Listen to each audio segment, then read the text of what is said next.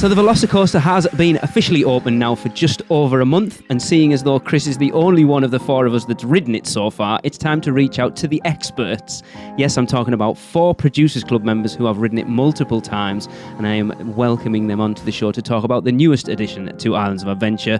This is episode 463 of the unofficial Universal Orlando podcast.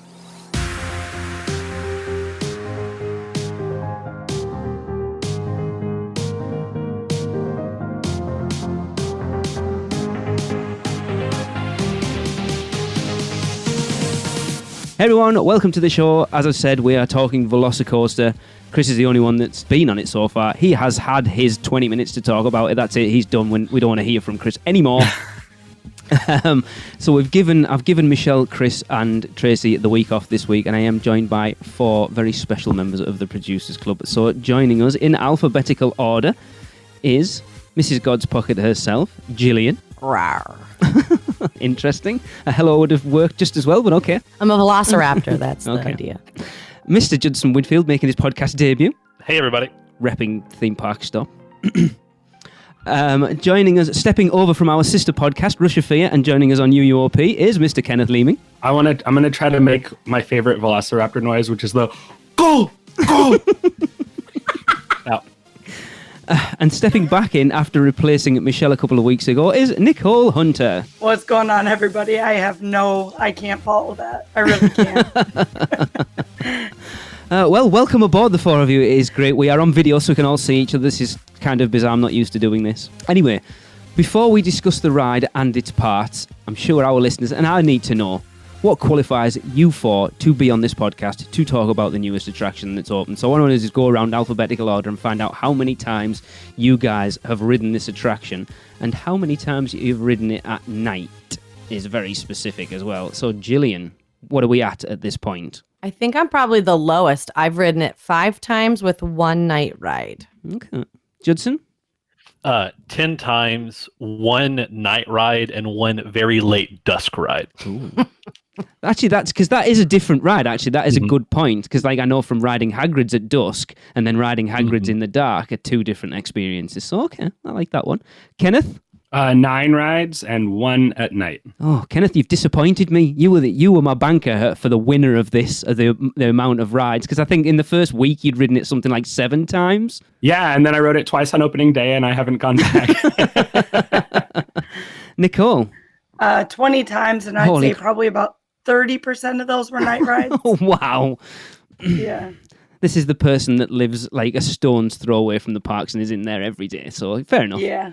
Yep. I'm jealous. I'm going back on Wednesday, so I'm going to try to get some more rides in. That doesn't count. Nice. That doesn't count. Maybe I'll come meet you, because I'm off Wednesday. We'll go night ride. Oh, hell yeah. Of course, we're going to split this into its different parts, as the VelociCoaster is much more than just a coaster in Islands of Adventure. So first off, I kind of want to talk about what you all think it adds to Jurassic Park as a land, and then obviously what it adds to Islands of Adventure overall, because obviously you look at, Kenneth, I know from when you did your vlogs with Gary, sort of that raptor paddock section that's open in Jurassic Park that you can see into the coaster itself, and then how much they've opened up that backside of the Discovery Centre, adding that whole area into it as well. And then obviously the skyline across the lagoon, how much it all adds to Islands of Adventure and Jurassic Park. I think other than Hogsmeade, it's the most significant change to Islands of Adventure in terms of like the overall feeling that it gives the park. Because there's so much more movement. It's so visible from so many different places.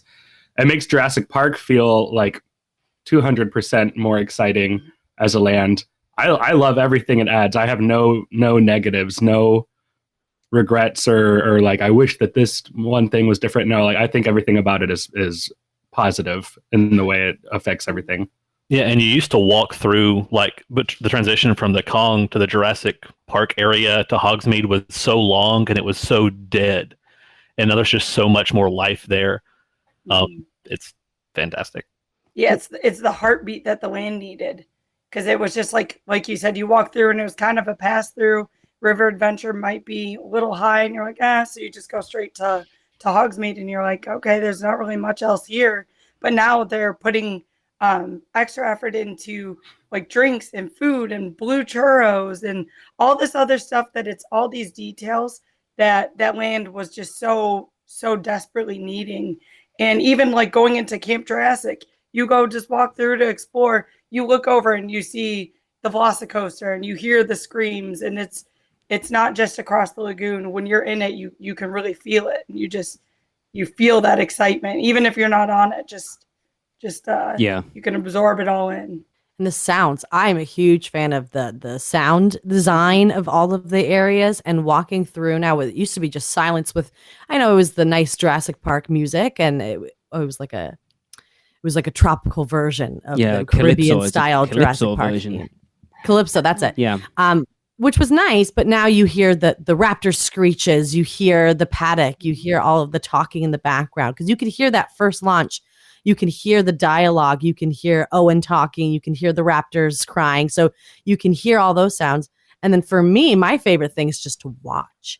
There, you can see that whole with the paddock open, where all the big sections are, and then the first launch comes straight across in front of you, and then the second launch comes around and then shoots straight out from in front of you. And especially at night, that is incredibly exciting to just stand there and watch it go, because the blue's going. All the blue lights, and then it comes through to the launch, and then all the lights turn red and they just shoot off, and it's just so cool. I could stand there and watch that for hours. And they've been adding more like sounds to the land too, right? Like they keep adding more stuff. That's good, because I agree with you, Judson, that me and Tracy have said it for a long time, that Jurassic Park felt like, unless you were going there specifically to ride the river adventure, which a lot of the time people aren't, with it being a water ride, that it was just like a jungly pass through. There wasn't a lot to entice you in there. Now having that draw in there is a huge plus for that land. It's like you mentioned Hogsmeade. With Hagrid's, it's like the sounds when you walk into Hogsmeade now, you hear the sounds of Hagrid's motorbikes, and I can imagine that the VelociCoaster, from what you said about the sound design, is very similar to that as well. Lots of silent nodding. Yes. Yes. That's the problem with having on video. We can rely on seeing each other nodding. Communication, yes. But yeah, I love, like, obviously we haven't experienced it. We've only seen the videos of it, and I love that they've opened that back section up of the Discovery Centre and then put some really awesome elements of it right in front. You've got the barrel, like the mosasaur roll, right in front of where you stood. That is awesome, unless you're a tool who wants to throw ice at people on it, but that's another story. And then obviously like the drop from the top hat comes down there as well, which looks like it's going to come into where you stood and then just veer off. It's just that they've really considered that coaster and how much it is a part of that land now. And visually, like it not blocking the top of the Discovery Center, like from the opposite side of the lake and the lagoon, is huge too. Mm-hmm. Like, because if it just blocked that building, it would feel kind of like disconnected from the area, but they designed it in such a way that it looks like perfectly placed and like it's always been there. Mm-hmm. That's what I was going to say. It doesn't take anything away from the lagoon view. Absolutely nothing. It only adds to it. I'm sure there's somebody out there who would say that it does, but I think it only adds to the ambiance. I also love, I mean, it's a little weird because it's, Jurassic World in Jurassic Park. Yeah. But I will say that, like, it replaced the Triceratops encounter and then the Raptor encounter, which are both, well, Raptor moved, but Triceratops I loved because it was a Jurassic Park attraction that didn't go wrong, Yeah. And now VelociCoaster is also one of those. Like it's in the pre-show they have Owen like talking about what a bad idea it is and what could go wrong, but then nothing actually does go wrong. It's just a roller coaster in a raptor paddock, and you get to see some dinosaurs and you have a fun time, and then it's over. There's no disaster that happens on there. And I love being able to go to Jurassic Park and ride a Jurassic Park ride that goes the way it's supposed to. Yeah. Yeah, it's just, I mean, it's funny because we've talked about it. What I love about why they've added VelociCoaster in there is, I think if you look at Universal sort of 10 years ago, they were trying to compete with Disney, building more family-friendly attractions to try and steal some of that family market away from Disney. And I think they've realised that they can't compete with Disney. And then with Hagrid's, and now definitely with VelociCoaster, they've gone, do you know what? Disney can do what they do. We'll let them have the families with little kids. This is what we do best, and we are going to do, arguably, I don't know what you guys think, a serious coaster. It's not just a theme park. Like, you have a Disney coaster or a Busch Gardens, or where they're kind of tame. Not that it's not a Cedar Point coaster. It's not a Six Flags Magic Mountain. Whereas this, I think, will sit in a list of those top coasters in the world at this point. It already does. Mm-hmm. Well, and it's combining all of that. You mentioned Cedar Point, the thrill of Cedar Point, the theming of, Disney or other parks. It's combining that all into one master coaster that it's, comparably speaking, I can't think of anything else like it at all. And it's setting the bar really, really high, really, really high for what's to come after this, which makes me excited. That's a good question. Yes. Like, what do you do after that? Mm-hmm. I'm excited to find out. That's what I'm looking for when I come. I want the highest thrill possible. If I don't feel like I'm going to die, I don't want to do it. That's what I'm looking for. I'm a thrill junkie. I'm an adrenaline junkie. I don't want it to be tamed down. And Hagrid, I love Hagrid. It's amazing. It's great. It has so many unique elements and unique things about it. And of course, it's Harry Potter, which means I'm automatically going to be obsessed with it. Yeah. But it's not a proper coaster. No. This is a proper coaster. And then you have the universal theming. You have creative Yes. on it. It's like the perfect amalgamation of everything that I want at Universal. Like, I feel like there was no holds barred, and that's what I'm looking for personally. I mean, would we all agree at this point? Like, you look at what coasters used to be, and they were just steel structures, and that was it, with a name and maybe a tiny little bit of theming. And then you look at something like Rock and Roller Coaster, and then the Hulk, which had a little bit of theming on it, and then Dragon Challenge, or Dueling Dragons as it was, had a little bit of theming. The theming was more in the queue. And then Hagrid's has kind of took that theme into the next level. We finally got a proper coaster with proper theming on it. And for me, I don't know, like, I obviously keep an eye on with what's going around, but it feels like the first proper coaster enthusiasts coaster with that next level of theming in it. Yep. 100%. I would think so. I haven't gone to any parks outside of Florida. So I, can't really speak from experience on that, but just from knowing what other coasters are out there, like Six Flags, who have like what DC and stuff themed coasters, it still seems like they're just roller coasters with a sticker slapped on them. Yeah. Or at Disneyland, I think the closest you could compare it to would be like Incredicoaster, which again is pretty much just a roller coaster, and you get some Incredibles figures on there and maybe some sound effects and music, but it doesn't put you fully into the world of the Incredibles the way that VelociCoaster does with Jurassic World. And that's the really incredible thing, is like, Pardon the pun. from the moment you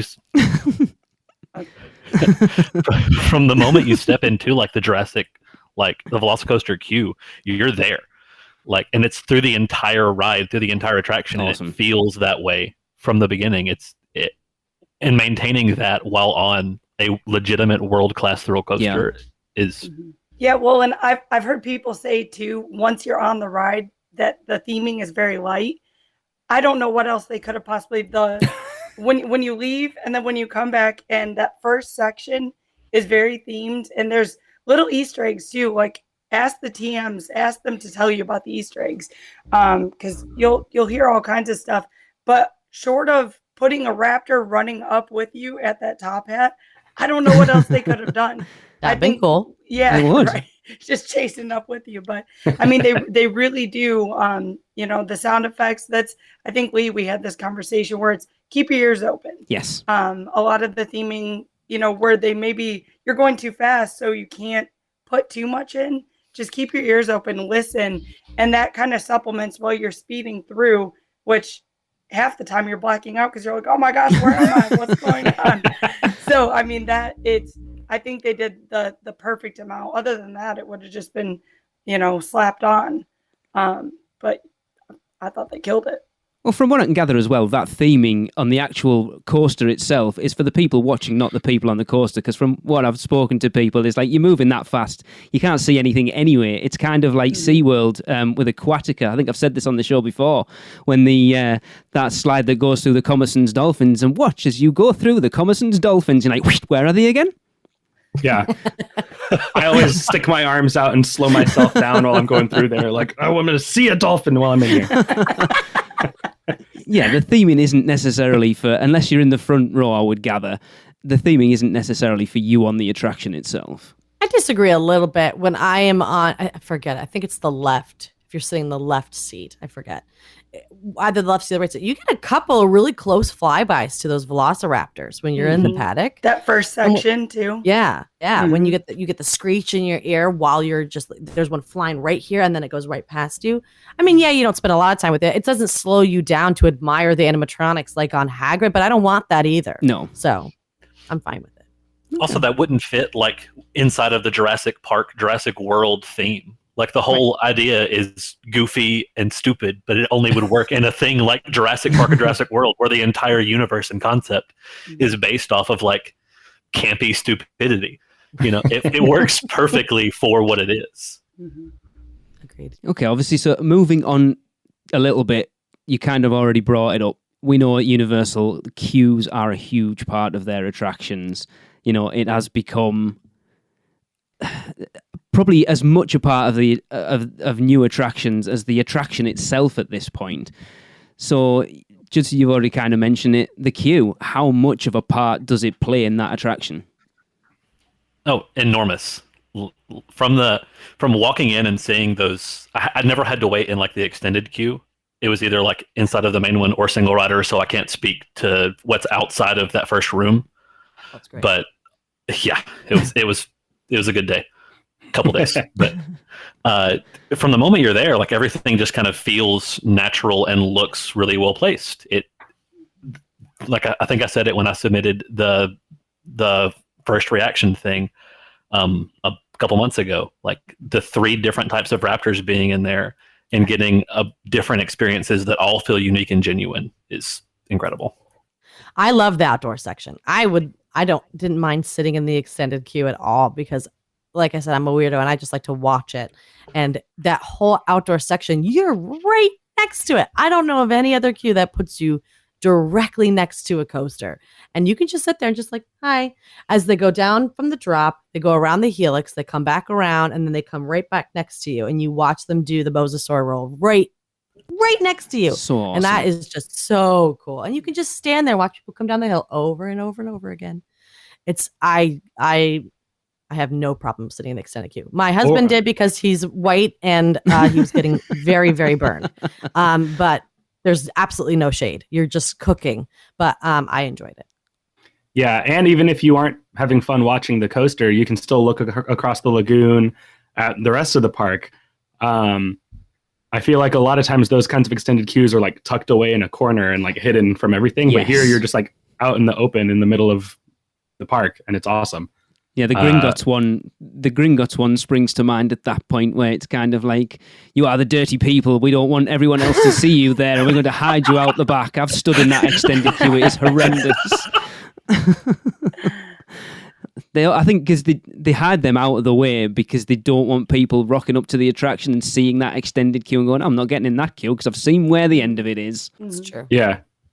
And I will say this, the one time that I did walk through the entire outdoor extended queue, we didn't have to wait through all of it necessarily, but like definitely had to walk the entire path and then wait through a lot of it. I think the wait time was still only maybe 75 minutes tops. Wow. I don't think yeah, the line moves fast when it's running, you know, at optimal capacity with whatever 3-4 trains, however many it is that it runs. I'm not sure. It moves fast. Yeah, and it doesn't ever feel like it. Like the single rider, I almost try to avoid it because you go and you miss all the really like the animatronics. So a lot of people say, oh, there's static figures on the ride. It's kind of good that they're static because you wouldn't have time to take all that in.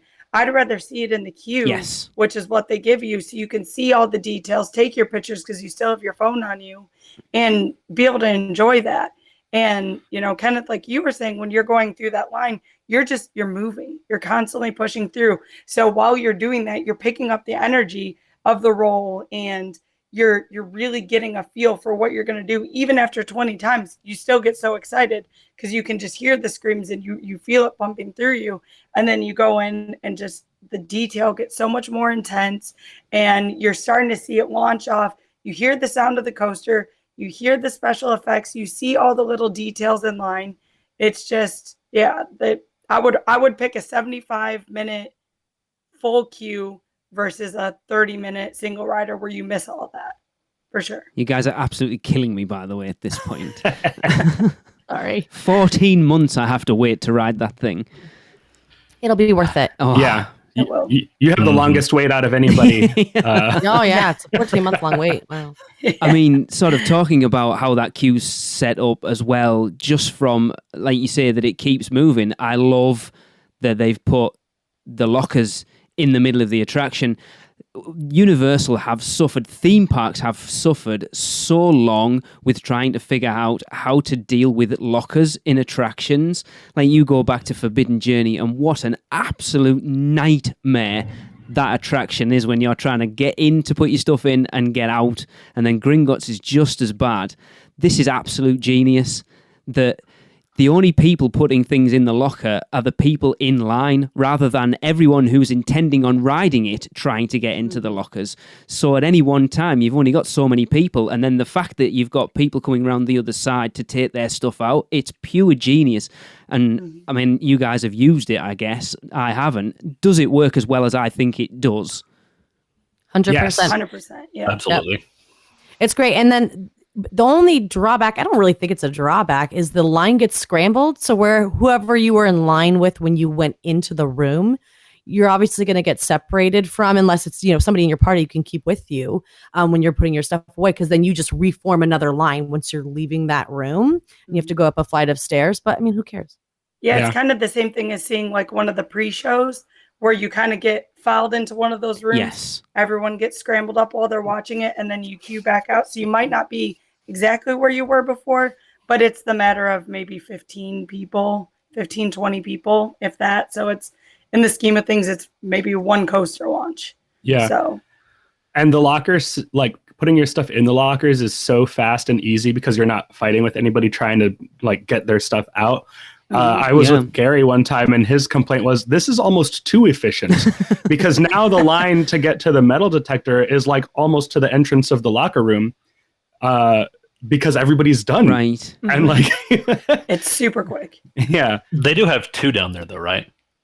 Two metal detectors? Yes. Then there's not that bad. Okay. Yeah, I think there's 3, but I've only ever seen them using 2. Two, Okay. yeah. Okay. The other problem is they have to have barkers who stand in that room and yell at people, "You will not be coming back to this room. Wow. You will retrieve your items from the other sade. It will not look like this room." So that you're really paying attention to what the color. So they have an animal. So it's a dinosaur. It's like a Tyrannosaurus, or it's a Triceratops. Color orange, and it's number 3. So you have like 3 different things. Like, do not forget, we gave you 3 things. Pick one. Remember one thing. Yeah. Now, from what I've heard coming off that attraction, your brain's completely scrambled anyway, so the chances of remembering any of those 3 things is pretty slim. Yeah. Yeah, I know that there has been a lot of confusion with people getting off the ride, even with those announcements in the locker loading room. When you get off, there's still people who are like, "Wait, my stuff! I put my stuff is in the lockers in the other room." Yes. And they're like, "No, there you get it from in here." Yeah, and that's the excitement taking over. They're just so excited to get on that they don't care about anything else. Take my stuff, keep my phone. I don't care. They're like, "Let's go," and then they get out, and it's just people, I think, making it too confusing because it's a very easy system. It is. Sure. It's because people who don't listen to theme park podcasts are, dare I say it, idiots. You get people who know theme parks and then people who haven't got a clue. But yeah, like Right. we said, it's a brand new system that we haven't seen used at an Orlando theme park before, and it is going to take people a while to get used to it. But I would like to see it used a lot more, especially like I think I said this on the podcast last week, that I think you're going to see a lot of things that they will be looking to implement into Epic Universe, put into Universal Orlando for the testing phase to work out the kinks, to figure out. And I think this is one of those things. And I think it seems like talking to you guys are ramping it up that it's perfect. It works. Like you said, Gary said, it works. How can something work too efficiently? But yeah, it's what you want. It definitely works more efficiently than the guests can handle.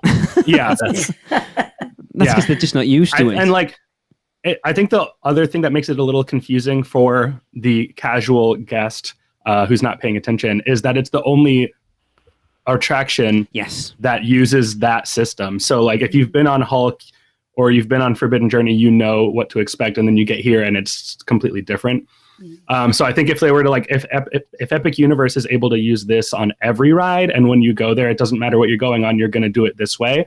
I think that's going to be a lot smoother. And if they could figure out ways to adjust all of the locker rooms in, USF and IOA to be able to do that, that would be really cool. Although I know they've already been like moving from the old lockers to the new ones that use this ticket scan instead of the fingerprint. Yes. So they've already been doing a lot of locker remodeling, and I don't know that it's necessarily worth it to go through and do it again to make it double-sided. Like, look, this is where I'm going to show myself up now, because when we came over for the weekend, this is where I had trouble. Even though those ticket scan ones, the fact that I had my lanyard with my annual pass in one side and my hotel room key on the other side. So I'd go in, I'd scan, I didn't know, I'd just hold my lanyard up and it'd be my room key. So then I'd come back to get my stuff out and have it the other way around and be trying to open it with my annual pass and go, it won't open. It won't open. And then I'd be going to an attendant like, my locker won't open. It's like, it's because you're using the... And I was like, oh.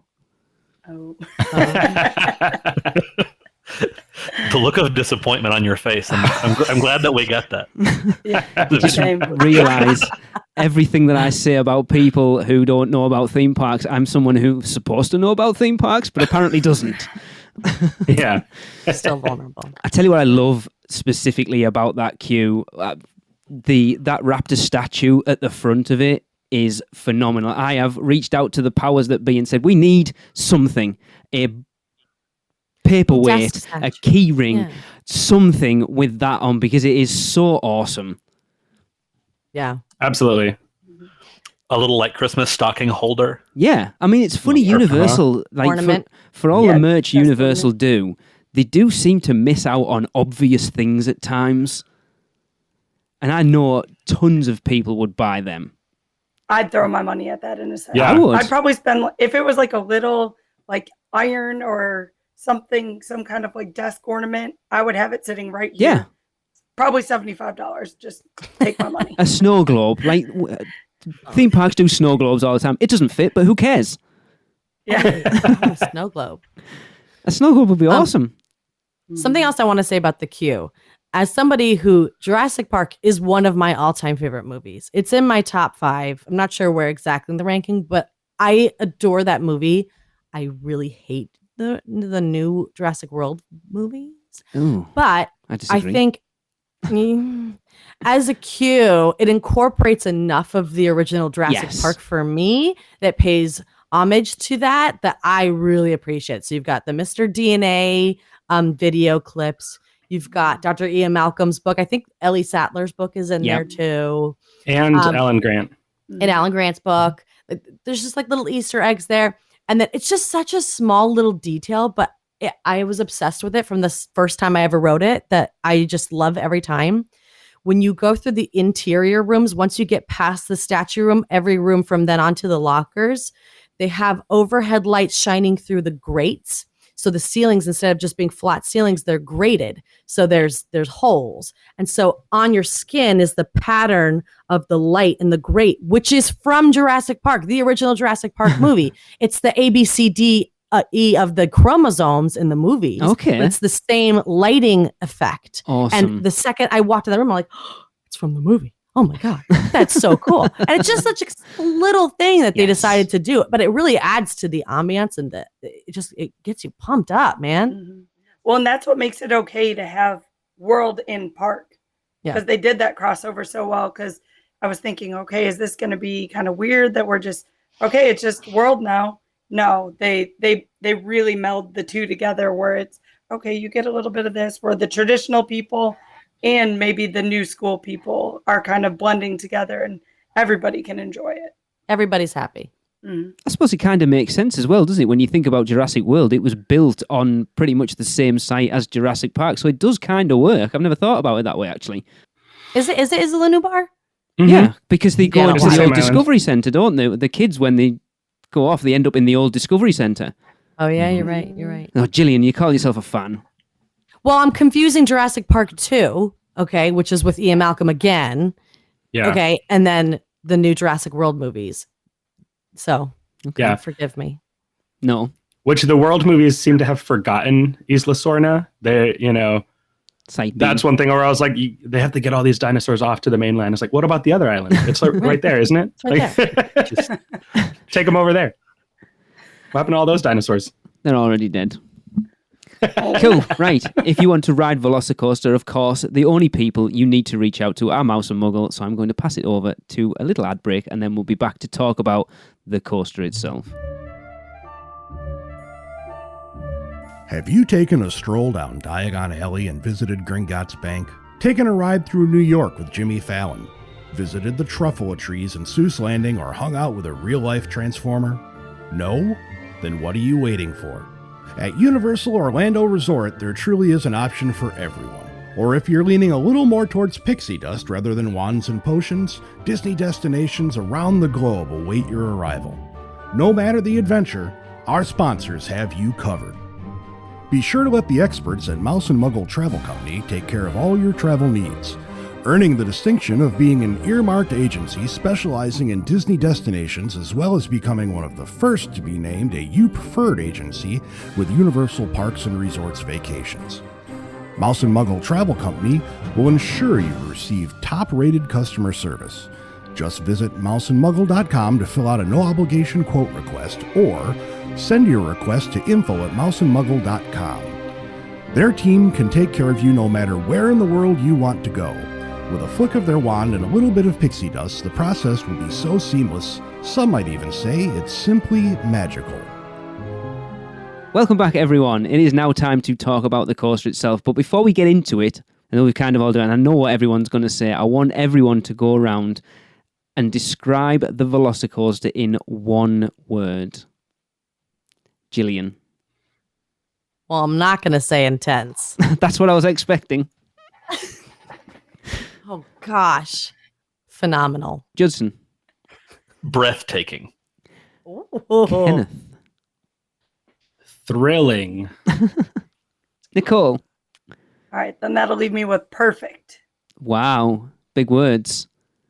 So talk to me. The coaster experience itself, it has, obviously, like looking at it and watching point of views and all the rest of it, it seems like they have took a coaster and went, right, what can we put in it? We'll put a top hat. We'll put 370-mile-an-hour launches in it. We'll put an inverted stall. We'll put a double helix. We'll put this in it. It's just like, put all the coaster elements on a dartboard, fling some darts at it, and let's see what, right, just chuck them in. But it seems to come together amazingly well. Mm-hmm. Absolutely. I am a coaster head. I coaster count, so I count all my coasters. How many? Will go anywhere and everywhere. I'm pretty crappy. I'm just under 100. I'm trying to get over 100 by the end of the Shame. summer. Shame. I know. I just kind of started getting into the hobbies seriously recently, so I'm behind. But I've always been my whole life. Everything. I'm obsessed with amusement parks, roller coasters, any place that could get me up high and fast. I'm there. So this for me is my number 2 most intense coaster I've ever been on. And so out of almost 100 coasters, that's saying something. Like, so what's your number 1? Sky Rush at Hershey Park. Oh, Thigh Crush is apparently it's known. Thigh Crush? Yes. Yeah, absolutely. The wing seats go over outside of the track, and it's absolutely terrifying. Oh, it's got some crazy ejector air time. So you literally feel like you're going to fall out. Awesome. So this is only second to that. And it's just, It's just amazing. I wasn't prepared for how thrilling it was going to be because, like you said earlier, I'm kind of used to the theme park version of roller coasters, which are still, they can be plenty intense, but this one is as intense as something I would expect from Cedar Point or from, I don't know, any other amusement parks, but it's a really good coaster with unique elements that I haven't experienced before. Well, and they do, like Leah was saying, there are all these high points where there's the roll and the top hat, but in between, you do still have those parts where it's scenic and slows down a little bit. You're catching that natural speed from the ride, but you do not slow down, but you have a time where you're like, oh, here's Three Broomsticks. Okay, oh, here's the top of the lagoon. Okay, here's the detail with the raptors. And then it's just this intense part. So it's balanced. It's not go, go, go, go, go. You really do. You get to take in the land. And that's where, the line and the ride complement each other, where you get that whole experience and then you take it in. And then it's just when you relax, they put you upside down and you're upside down for 2 seconds. You're like, am I going to fall out? And it always keeps you guessing. Yeah, I remember when, before it was open to guests and we were just looking into the paddock and I was like, boy, that looks like a lot of fun. But that top hat, I am nervous about it. Really? So then I get on it and I don't ever take my glasses off on roller coasters. I've never had a problem. I don't leave them in the locker or anything. This is the first time ever that I took my glasses off while I was on the ride and just held them in my hand because I was certain I was going to lose them. Because that first paddock section, which looks nice and fun, it was so much more intense than I was expecting, to the point that by the time we got to the top hat, that was actually the least scary thing on the ride. Wow. Yeah, like that top hat is kind of your one chance to be like, yeah, okay, like we're going up this crazy hill, but at least that's the one thing that we're doing right now. It's like your time to breathe, and then you go back down and like whips you around again. You kind of feel like Loki when Hulk slams him into the floor. Right. You're not selling it to me at the moment, Kenneth, by the way. In a good way. In the best of ways. Yeah. In the look, super fun way to get slammed into the ground. Gillian, my motion sickness on coasters isn't the best. You have seen it firsthand. I am slightly nervous. Like the intensity of it doesn't bother me at all. Like I've ridden, so I think probably the most intense coaster I've ever ridden is probably Smiler at Alton Towers, and yeah, it's Jesus. How many inversions is that? Is 14. That 14. It's split into 7 and 7, and then it has it's 7 inversions in a very tight space. And then you come out of those first 7 inversions and do a vertical lift hill like on Rip Ride Rocket, a little small one. I came out of those first 7 inversions, my eyes were rolling in my head, and I have never had that before. It is so intense. But I came off it okay. But again, doing Hagrid's when we came over the weekend, I got off it feeling slightly nauseous. I'm hoping it was because I was a long day and I hadn't really had anything to eat. But it does. I know I can get off courses and be nauseous, like day spoiling nauseous. Nicole, you and I have had conversations about putting certain things in place for that.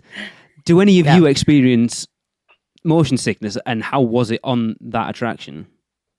The second time I ever rode it, I got a gnarly headache. And I don't feel like my head got banged around because for a fact, I know that Hulk and Rip Ride Rocket will give me a headache pretty much every time. If I'm not like super hydrated, I'm like holding myself super tight in the chair so I don't, smack my head around. But I didn't feel like my head was smacking around, but I got a gnarly headache. But it was a very hot day. It was towards the end of the day, so I was probably dehydrated. But that time it hurt me a little bit. I think it has a lot to do with just Florida and the heat, like you said. By the time you get to the end of the day and you're dehydrated, your body's not quite right anyways. So just doing those things, staying hydrated. If you need to take, I take Dramamine Naturals. Now I'm pretty desensitized to all of it. So I've never had any issues. I get migraines and I've been fine on it day, morning, noon, night, whenever I ride it. But I think the biggest thing is just just take care of yourself before you get on. And that's just general theme park 101. Yeah, I don't. Just surviving the day in Orlando. But Jillian, I could see that though. Like if you weren't already in the right mindset, maybe, because you're taking on a lot of force when you're turning and twisting. So sometimes that's actually Rip Ride Rocket. I think the second or third time I ever rode it, I got off and my head was pounding. My stomach felt weird. I was like, my body is not right. But I'm like, I think I left my spleen over there and my lungs are over there. My heart's somewhere down there. So yeah, I think staying on top of it and just, I don't think it's anything anymore. I could see Hulk, Hagrid's, Rip Ride, all of those affecting you way more than this. Okay. Personally. No alcohol before you ride it. Have you met That's me? a big one. You were encouraging me to drink it last time. Okay, but not right before you ride. Fair this. enough. Let it settle. Yeah, it's intense, but it's smooth. Like all of the transitions are really smooth into each other. Like even the beginning where it's like pretty tight together and it moves quickly, all of the elements feel like they transition well. Okay. If that makes any sense. Yes. Like it's not one of those things where even on like The Mummy where it's like super tight in turns, some of those turns are more violent than a lot of the things that you're going to see on the front half of VelociCoaster. Yeah, that makes a lot of sense actually. I know we did Mako at SeaWorld when we came over in February last year, and we rode it. Jade and Tracy rode it 3 times. Twice was enough for me. I was starting to feel like, yes, I think I'll just sit the next one out. I mean, that is intense, Jesus. That first lift hill, we got to the top of it, and I was like, holy this is high. Yeah. That's one that the first time I rode Mako, we were like, I wasn't really paying attention to how high up we were. And I was like, I looked down and I was like, oh my God, we must be close to the top. Oh, we're only halfway there. Yes. Oh no. It is terrifying. Judson, you never got to it's talk going to be a good one. about the attraction itself when we were talking about it before. You know, how all those elements, how is it for you? Like, not nausea, we're just talking about the coaster itself at this point. Oh, for sure. I was really surprised. So I got to ride it on the first day of pass holder previews and then back again on like the opening day of the thing. And the ride was different. During previews and everything, I think they weren't launching at full speed yet. Like they were still trying to keep everything like just to get it testing because it was significantly, it felt faster on opening day. The coaster really is in 2 halves. It's probably the second or third most intense coaster for me. Steel Vengeance at Cedar Point is definitely more intense. This is definitely more intense. Yet. Yeah, that is the only, as a pure roller coaster experience, that's the only one that I can say for my taste is without a doubt better than VelociCoaster. Okay. I only have like 60-ish credits, so it's not a ton, but it's enough. Enough to have like a moderate opinion on it, you know. And then I got a ride on Lightning Rod at Dollywood. Okay. Back when the launch was still like at full speed, like in the back row, and it was insane. But it was another one of those things where it was at the end of the day and like kind of hot and dehydrated, whatever. But the second half of VelociCoaster is just so open and free and coming out of that front half that's also tight and so close together and where you feel like it's really, really kind of, it feels like they're hunting you at that point, and then you almost feel like you escape for a little bit, like you can getting over that top hat and whatever. And then it just opens up. And I think that the most insane moment for me is just that mosasaur roll at the end of it. I have never experienced anything like that on a coaster ever. Like it feels so strange. And it's right at the end. It's the most thrilling. And when I went through that element, I was like, holy shit, we're going in the water. And it's the last element before you get to the station. So to put it all right at the end and just to backload it like that. Whoa, I got to the station. I was like, oh, I need a cigarette. Like, holy crap, that was insane. Because it's not like a pure Heartline roll. Like it's not like a straight thing. It's kind of like warped a little bit up into the side. And so like it feels smoother. Yeah. I don't know. That is the bit I am looking forward to the most. I think doing it over the water just makes it so awesome. Do we all do hands up on the mosasaur? Yes. Oh, yeah. Always. Cool. See, I know Michelle is going down for Horror Nights in September, and she is herself about riding that ride. Like, she's excited. She really wants to ride it because she's a massive Jurassic World fan. But me and Chris keep having her life on it at this point. And her biggest... I don't understand it. She won't ride Rip Ride Rocket because of the lift hill, the vertical lift hill. No. And she feels like she's going to fall out. No, actually, the reason... It is to do she's with afraid that she's gonna lift get hill. stuck. Yes, that's what it comes down to. Because there was a post on one of the annual pass holder groups about a week and a half ago where people got stuck, and I was like, "Oh my god, I hope Michelle doesn't see this." 20 minutes later, I get a tag in that post from Michelle Fletcher. Nope. And I'm like, "Oh, You never." just report it to admin. Like, take this down quickly. I'm determined to get her on it at some point. But I think Michelle's biggest issue with VelociCoaster is the fact that there's no over-the-shoulder restraints. That's what scares her, I think. And that feeling of, like you kind of said, you feel like you're going to come out of your seat. And I can imagine that inverted stall not having a shoulder restraint would feel very different from if it would. Yes and no, though. To me, I felt more like I was going to fly out of my seat in the back row going into that first dive through the rocks than I did in the Mosasaurus roll. You know, the very first one. You know, I'm talking. Yeah. Like, I felt more like I was coming out of my seat there than I ever was during the Mosasaurus roll, because that's like a little bit of floating type thing. It's like floater air versus ejector air. Right. And like that's ejector, like that first little bit through the rocks. Yeah. Yep. You feel your legs brace and trying to find some part of the ride and you kind of lock yourself in. I get off the very first time, I look at Jeff and I go, "Was that a workout to you too?" Because my hips were sore. Because I was just locked up. Yep. And then you start loosening up as you go and you're like, "Okay, just take me. I don't care." Chris scared the crap out of her last week by talking about the... I'm going to wind her up on next week's show as well, because I've been discovering a lot more about this. We called it a rollback. It's not. We'll get into that next week's show. I don't want to go, but where it gets launched backwards to get up and over that top hat. I think she would die. I pray if for that a happened. rollback. Me too. 3. So I've been on the tallest roller coaster in the world, the second fastest roller coaster in the world, which is King Ka at Six Flags Great Adventure in New Jersey.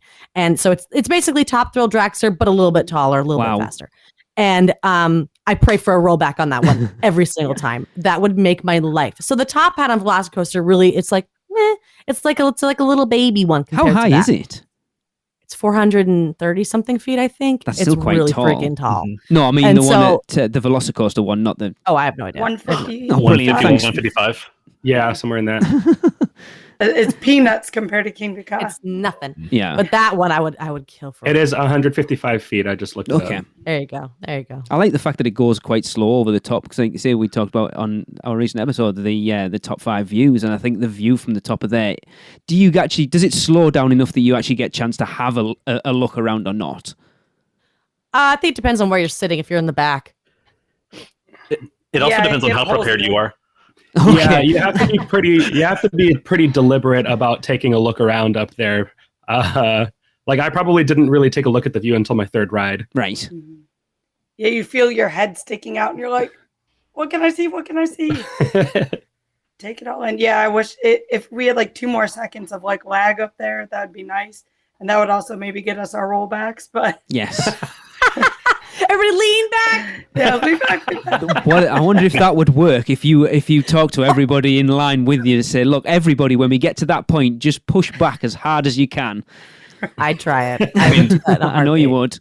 would. Gillian will have a Facebook group at the end of this of like rollback. We want rollbacks, and it'll be just inviting people on to get together to push back as hard as they can. I think it's possible for it to like balance on the top of the top hat, and that's why they had to put the little fins up there. Okay. It's technically possible.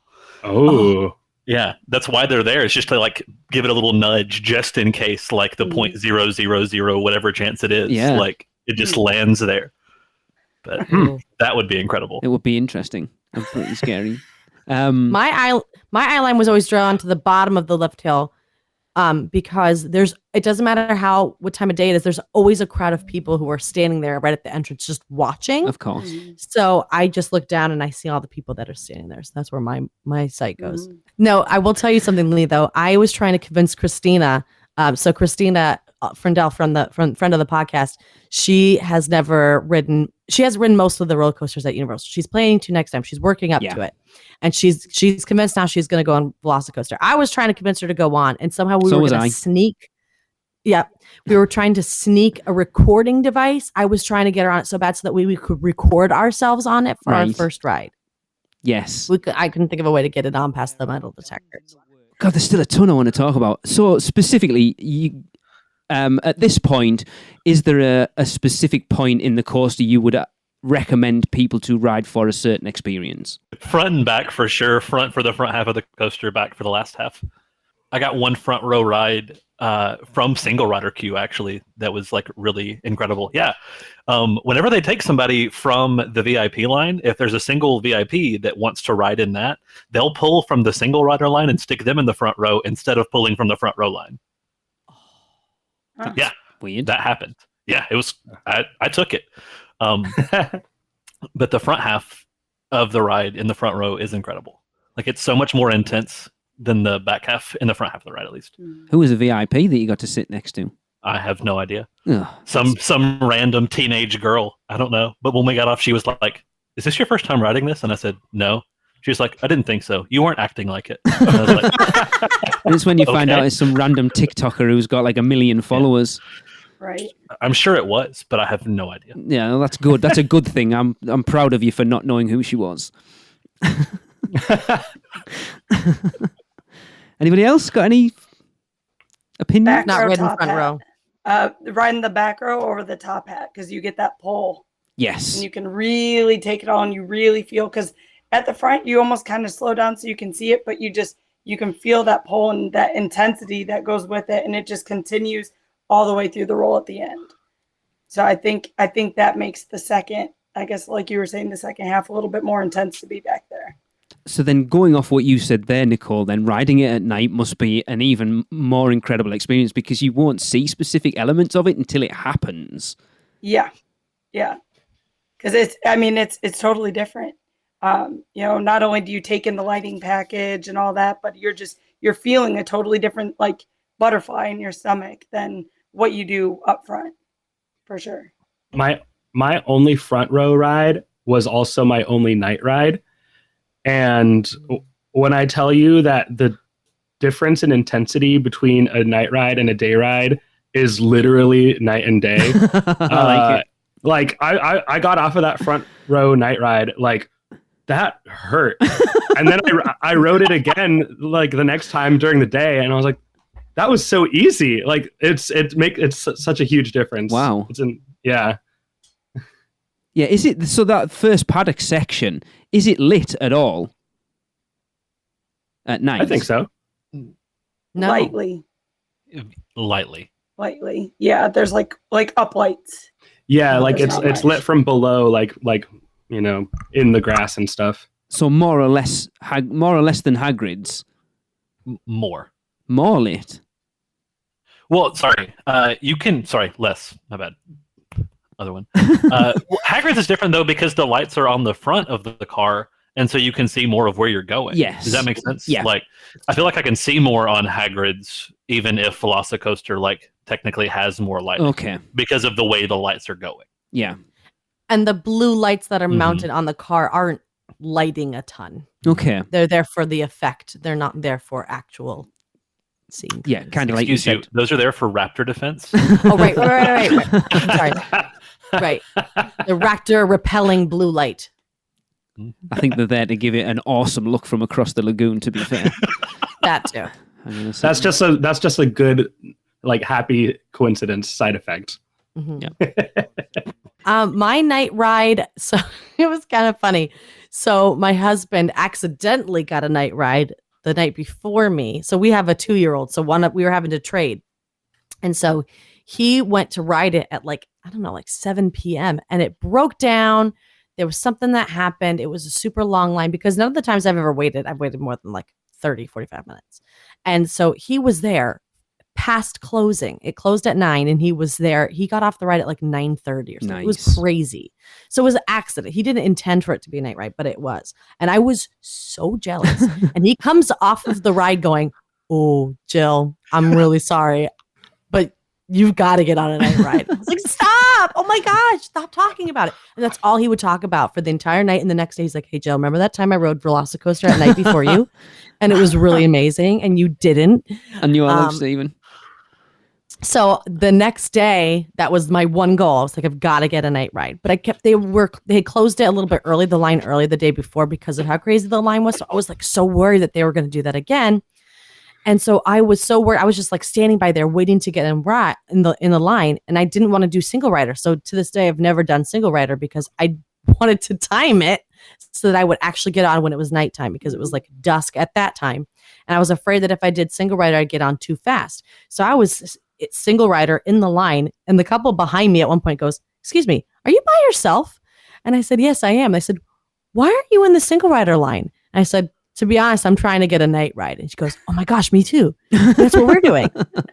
So they were doing the same thing. But so when I eventually got on, it was just like the slightest sliver of sunlight right at the horizon. And I was like, oh no, it's not completely black.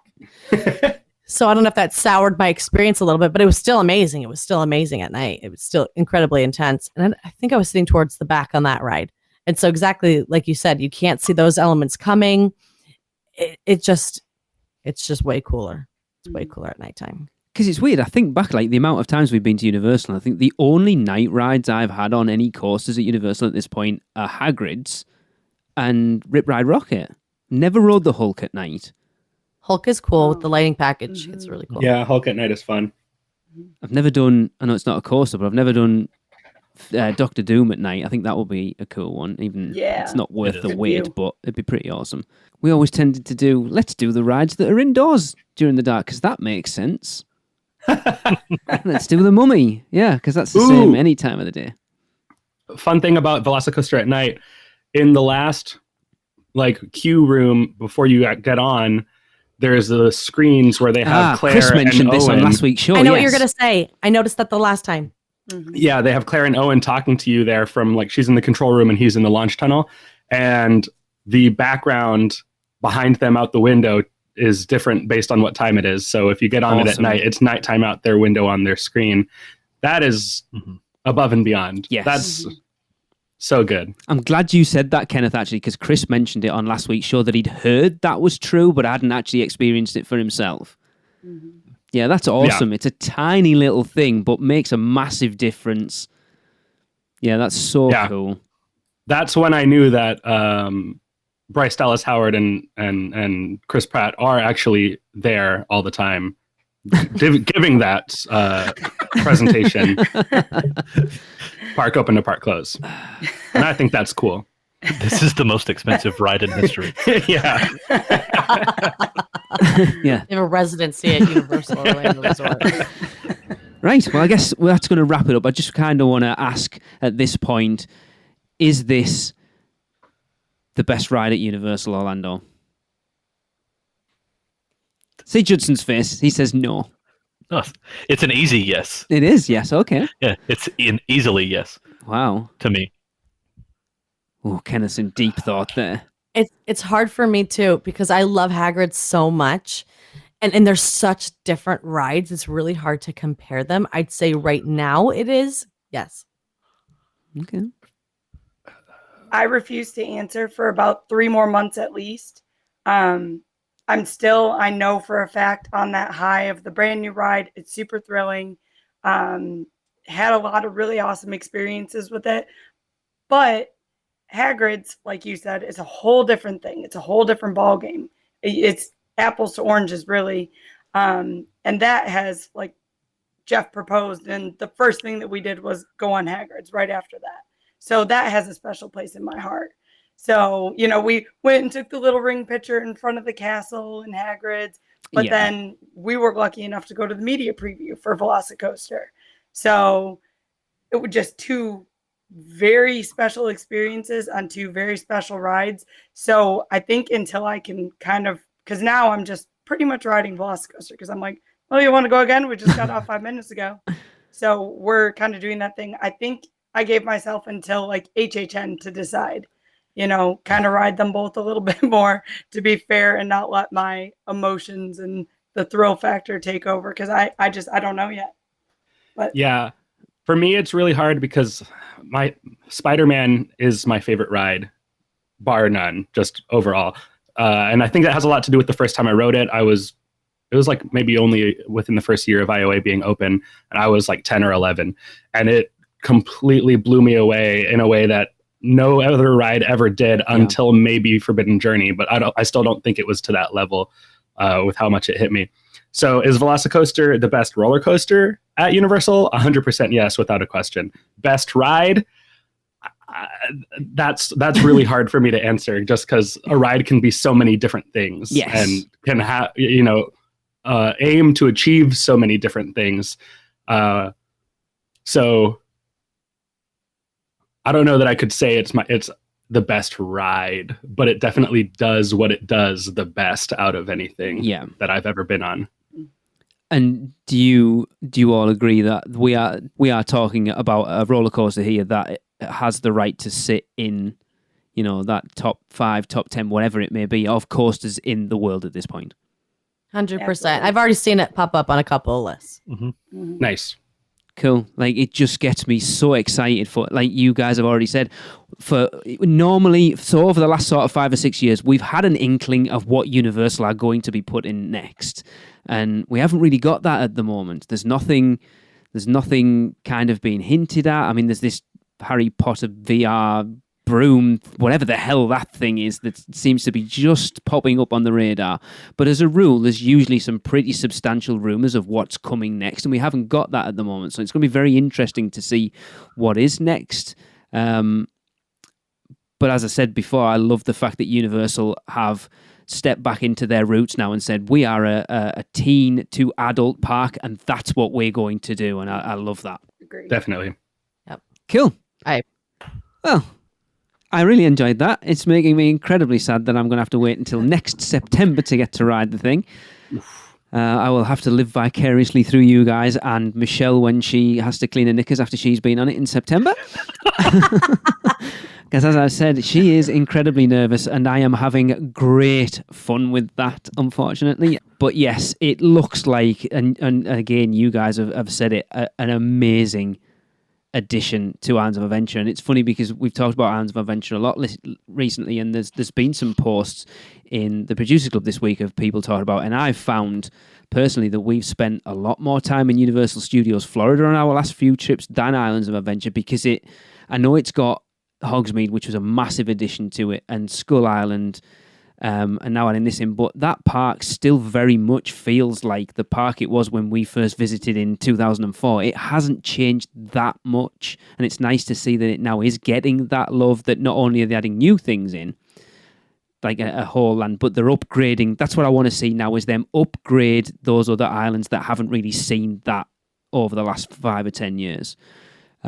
So I cannot wait to get over there and experience for myself. Hopefully I won't puke, but who knows? Dramamine and all the rest of it. And thank you guys for joining me. It's been awesome. I've so enjoyed talking to you guys. It's been brilliant. Oh, thank you. So Thank you guys. So I'm yes, sorry for my voice, but thank you. I really appreciate you coming to talk to me about VelociCoaster. You have just made me even more excited to ride it, and I hope it's done the same for our listeners. But as of now, we will end the show, as we always do, with a Universal Is. And I have asked Judson, since though this is his podcast debut, to supply this one for us. But if you want to do it, all you've got to do is shoot us what you think Universal is in 3 words or less. However you want to get it to us. There's 1,000,001 ways you can send it to us at this point. I'm not even going to reel them all off because you all know at this point. And of course, we will use them to end the show. But as for this week, Judson, it is over to you. Universal is my favorite escape. See you next week, everyone. Guess that wraps things up for another unofficial Universal Orlando podcast. You guys did all right. Follow us on Facebook, Instagram, Twitter, YouTube, and Pinterest, keyword UUO Podcast. Listen and subscribe to us on Apple Podcasts, Spotify, Google Podcasts, Stitcher, or anywhere podcasts are found. You can find our blog at uuopodcast.com. Send us your spews, which Lou gets your poo recordings, questions, or comments to podcast@uuopodcast.com.